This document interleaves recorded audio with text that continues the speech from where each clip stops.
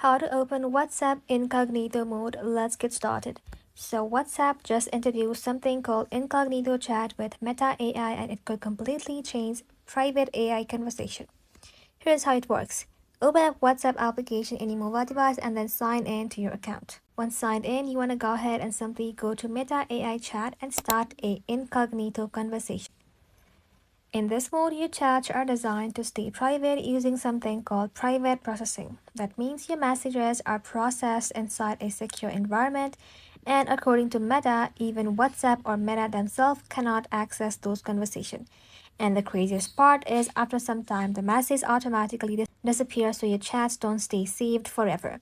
This is a pretty big step because most AI chatbots only offer basic history off mode, but this is aiming for much more secure and encrypted experience.